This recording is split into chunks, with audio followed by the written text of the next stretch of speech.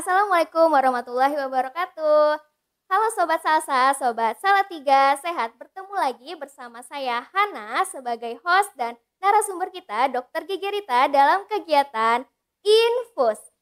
Info untuk Salatiga Sehat.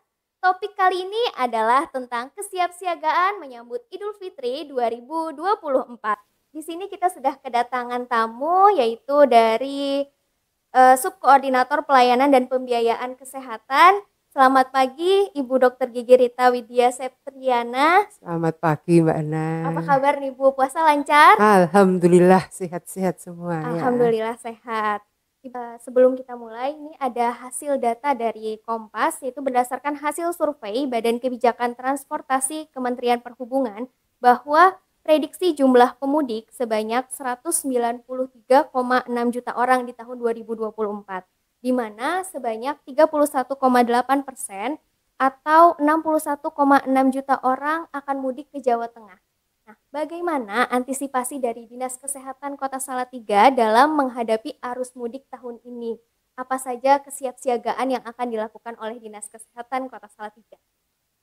Ya, jadi alhamdulillah kita ini puasanya udah mau habis ya, jadi kita udah menghadapi libur panjang ini. Ada beberapa kegiatan yang dari Dinas Kesehatan kita menyiapkan. Salah satunya yang pertama adalah kita ada posko kesehatan. Jadi posko ini merupakan pos kesehatan kita yang terintegrasi dengan pospam dengan Polres Salatiga. Jadi di Salatiga ini ada dua posko, yaitu posko di Bundaran Taman Sari maupun posko di Terminal Tingkir. Jadi ada dua posko ini sebagai posko dari Dinas Kesehatan yang kita ikut dengan integrasi dengan Polres Salatiga. Itu posko kesehatan ya? Ya. Itu siapa saja Bu yang terlibat dalam posko kesehatan itu? Ya, jadi posko kesehatan ini memang kita melibatkan beberapa fasilitas pelayanan kesehatan di Kota Salatiga, yaitu ada 5 rumah sakit yang ada di Kota Salatiga, kemudian 6 puskesmas di Kota Salatiga, dan juga 1 klinik paru masyarakat. Dan tidak lupa kita juga berkolaborasi dengan lintas sektor, yaitu dengan PMI Kota Salatiga. Jadi ini beberapa yang sudah kerjasama berkolaborasi, sudah beberapa kali juga kita bekerja sama baik di sebelum ini di posko Natal maupun di kegiatan yang lainnya. Baik Bu, itu kan untuk yang di posko pelayanan kesehatan khusus untuk di posko. Bagaimana untuk pelayanan di luar posko kesehatan? Apakah ada dan tersedia? Ya. Jadi begini Mbak Hana, untuk pelayanan kesehatan kami bisa memastikan untuk kegiatan selama cuti bersama maupun libur Idul Fitri ini cukup panjang ya ini ya. Cutinya hampir 1 minggu lebih. Kita antisipasi untuk puskesmas itu melakukan piket, jadi tetap buka ketika cuti bersama di luar tanggal merah itu dimulai dari jam 7:30 sampai jam 10. Jadi Bapak Ibu sekalian mungkin yang akan memeriksakan kesehatan bisa di sana. Di luar itu rumah sakit juga buka. Di beberapa rumah sakit memang ada yang membuka layanan polinya juga sesuai dengan jadwal dari masing-masing rumah sakit. Kemudian ada yang jadi nggak bisa kita pastikan misalnya poli dalam tiap hari buka, tapi tergantung kesiapan rumah sakit dan tenaga yang ada itu. Jadi untuk yang di luar jadwal puskesmas bisa melakukan pemeriksaan di rumah sakit terdekat apabila ada kegawat dauratan. Berarti tetap dibuka ya Bu, pelayanan tetap. Yang di rumah sakit atau maupun puskesmas. Iya. Nah, untuk fasilitas bednya itu apakah sudah dapat memenuhi dalam menjangkau masyarakat yang nanti datang ke rumah sakit tersebut? Ya. Jadi bisa saya sampaikan untuk tempat tidur di Kota Salatiga, di Rumah Sakit Kota Salatiga ini ada 792 bed ini. Memang kalau kita bandingkan dengan jumlah penduduk di Kota Salatiga, ini sudah di atas rata-rata karena sudah 4/1000 penduduk di sini. Jadi ini insya Allah nanti bisa memenuhi untuk kesiapan menghadapi Idul Fitri 2024 ini. Baik Bu Rita, tadi kan ini terlewat ya. Iya. Tadi kan kita mau libur panjang gitu. Hmm. Itu tuh kapan sih Bu dimulai posko kesehatannya itu dibuka mulai tanggal Iya. berapa? Jadi posko ini mulai tanggal 4 April sampai dengan 16 April. Ini juga kami ada tim lengkap di situ, ada dokter, paramedis maupun ada ambulan di sana. Jadi satu tim di situ, kami nanti masing-masing tim akan 1 hari 3 shift, jadi 24 jam buka, sedia ada tenaga kesehatan di posko itu. Bagaimana layanan untuk fasilitas kesehatan ketika libur Idul Fitri? Kan libur Idul Fitri kita panjang ya Bu ya. Itu bagaimana pelayanan fasilitas kesehatannya yang khusus di hari-hari libur itu? Untuk yang hari tanggal merah ya, pertama tanggal merah, Dinas Kesehatan sudah menyiapkan jadwal untuk dokter jaga yang ada. Memang jadwalnya nggak full, nanti juga jadwalnya bisa dilihat di medsosnya Dinas Kesehatan. Kemudian ada juga apotek jaga ini sesuai jadwal di tanggal merah, tapi di samping itu juga di Salatiga ada beberapa apotek juga yang 24 jam buka. Jadi walaupun mungkin di jadwal jaganya itu mungkin jauh, kita bisa mengakses, masyarakat bisa mengakses apotek yang dekat dengan wilayahnya.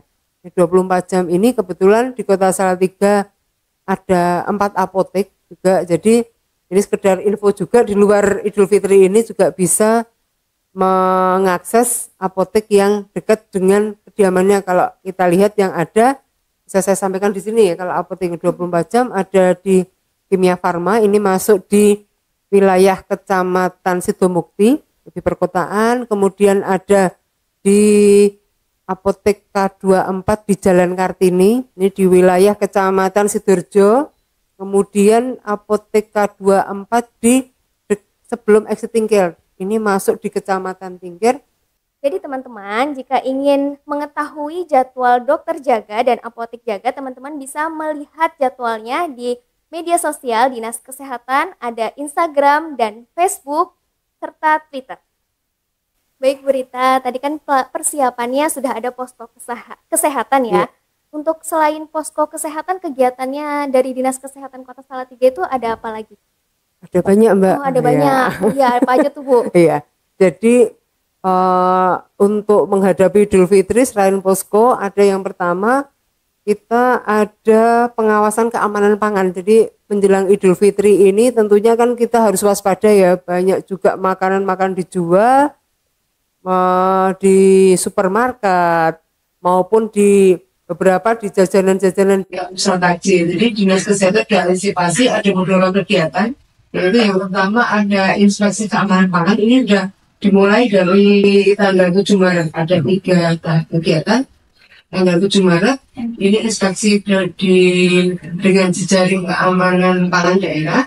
Ini di 6 sarana kesehatan di beberapa supermarket untuk melihat tanggal kadaluarsa, kemudian apakah izinnya di situ sudah memenuhi syarat atau belum, ada izinnya atau belum. Kemudian pada tanggal 20 Maret juga ada kegiatan hampir sama, ini pengawasan pangan ke sarana distribusi, ini bersama dengan Balai Besar Pengawasan Obat dan Makanan dengan BB POM, itu juga dilakukan di 3 sarana. Yang terakhir tanggal 27 Maret kemarin, ketika ini sudah mulai puasa ya, sudah jalan puasa, untuk pemeriksaan di sarana kesehatan dan juga di pusat takjil. Jadi ada beberapa daerah, ya beberapa tempat pusat takjil seperti kita lihat di Jalan Jenderal Sudirman, di daerah Tingkir Lor di Cengek itu, kemudian ada kegiatan bazar juga UMKM di halaman Korem. Itu kegiatan sudah kita lakukan dalam pengawasan pangan di Kota Salatiga. Jadi antisipasi agar nanti ketika masyarakat membeli, walaupun kami dari Dinas Kesehatan sudah melakukan pemeriksaan, tetapi kita juga harus melihat juga waspada dengan kondisi makanan yang ada. Kemudian ngecek juga bisa diklik. Kemudian yang selanjutnya ada hubungannya ini juga beberapa waktu yang kemarin kan ada merebak kasus demam berdarah ya. Oh iya betul, demam Jadi berdarah. ini untuk pemberantasan penyakit menular terutama untuk demam berdarah ini di Dinas Kesehatan juga ada tim juga, jadi nanti ada hotline-nya, mungkin nanti bisa ditampilkan di medsosnya Medsos Dinas Kesehatan, Instagram maupun Facebook atau yang lainnya bisa ditampilkan ada kontak person di sana. Jadi bagaimana nanti bisa ditampilkan juga kewaspadaan menghadapi libur panjang ini, apakah yang harus dilakukan, apalagi untuk kantor, sekolah yang ditinggalkan agak lama ketika liburan, apakah harus melakukan PSN, pengawasan nyamuk, menutup saluran air, memeriksa jentik-jentik, seperti itu. Ada nanti kita Jadi sampaikan. sebelum mereka mudik harus melakukan 3M itu ya. Nggak hanya mudik aja tapi. Iya, tapi ini karena kita libur panjang, mungkin yang di rumah ataupun yang di kantor kan banyak ditinggalkan juga. Itu Mbak, untuk yang kegiatan yang untuk pemberantasan penyakit menular itu. Iya. Jadi tadi sudah ada banyak, ada pengawasan keamanan pangan, pemeriksaan sarana kesehatan dan lain sebagainya. Itu kan tadi sudah dilaksanakan pengawasan keamanan pangan ya Bu. Kalau misalnya untuk kegiatan yang lainnya, ini misalnya ada kasus nih Bu. Kalau misalnya masyarakat selama liburan itu kan makan apa saja ya Bu ya, tanpa memilih yang mana yang sehat, yang mana yang tidak. Pokoknya yang disediakan di meja dimakan semua. Karena memang saatnya momen-momen lebaran itu adalah menikmati hidangan. Karena Balas setelah dendam, berpuasa, ya balas dendam dari puasa selama 30 hari. Nah, apabila Bu ada kasus keracunan massal, itu yang Dinas Kesehatan Kota Salatiga lakukan itu apakah ada kegiatannya? Jadi gini Mbak Hana, untuk persiapan kami di Dinas Kesehatan ada, apabila ada keracunan nanti bisa ada hotline-nya juga, kontak person yang bisa dihubungi ataupun bisa menghubungi hotline dari PSC 119. Jadi nanti akan tim ini nanti yang akan meneruskan di wilayah mana, puskesmas mana, itu wilayah nanti timnya akan bekerja dengan tim gerak cepatnya apabila terjadi kasus-kasus keracunan maupun kejadian luar biasa yang lainnya. Kalau boleh tahu Bu, biar teman-teman di sini tahu hotline-nya apa tuh Bu? Berapa nomornya? Nah, kalau di PSC sendiri ada di 081 81 81 91119.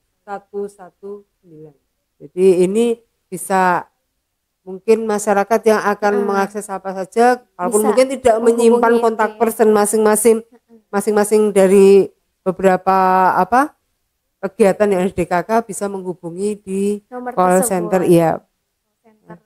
PSC 119. Oke. Ibu, kan di Terminal Tingkir nih mobilitasnya tinggi ya Bu ya?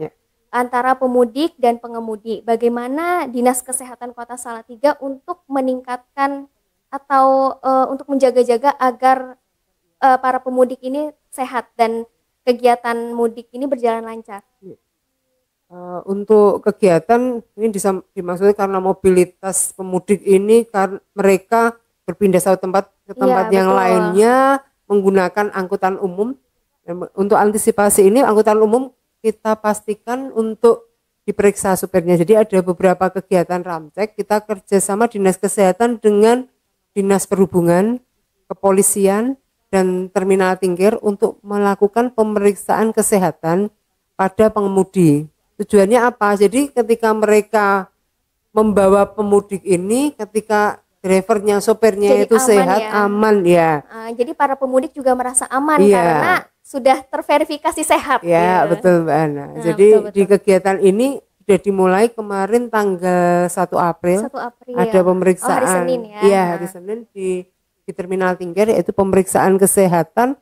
Ini meliputi ada tes urin. Tes urin ini mengetahui ada apakah melihat narkoba maupun psikotropika yang ada di situ. Kemudian ada pemeriksaan juga penyakit tidak menular, yaitu pemeriksaan gula darah.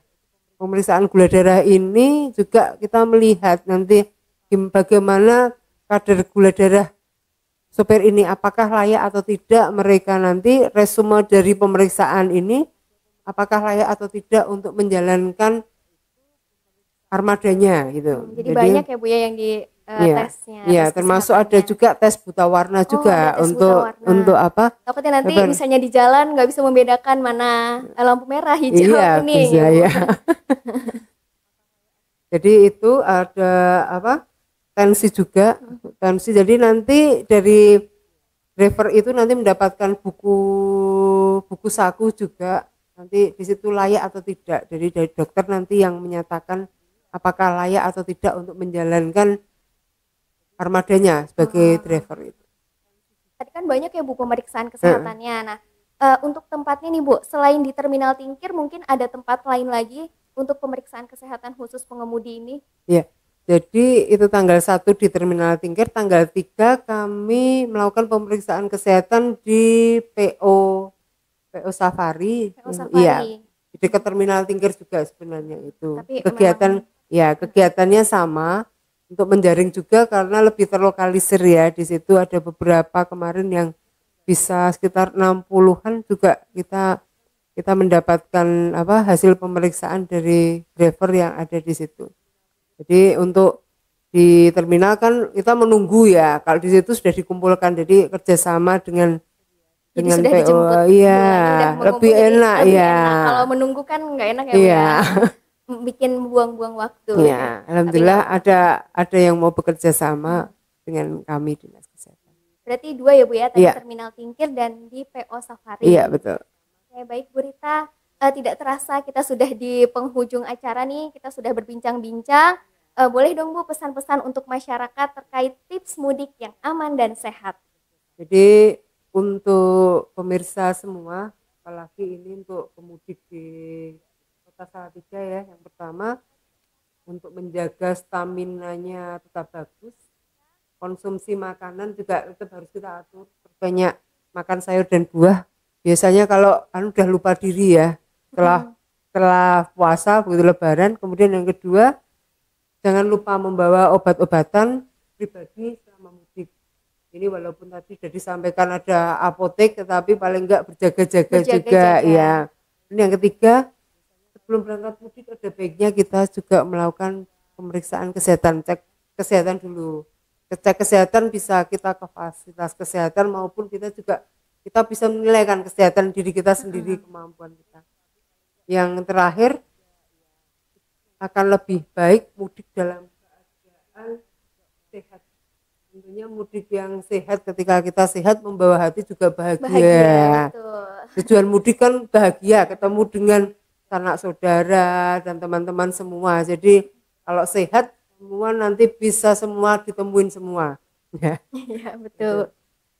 Oke, Sobat Salsa, kita akhiri acara podcast kali ini. Terima kasih Dokter Gigi Rita sudah berkenan datang dalam topik kita yang bagus ini. Semoga teman-teman di sana bisa mengikuti tips mudik dari Dokter Gigi Rita. Saya mengucapkan selamat Lebaran, jaga kesehatan, hati-hati di jalan karena keluarga menunggu di rumah.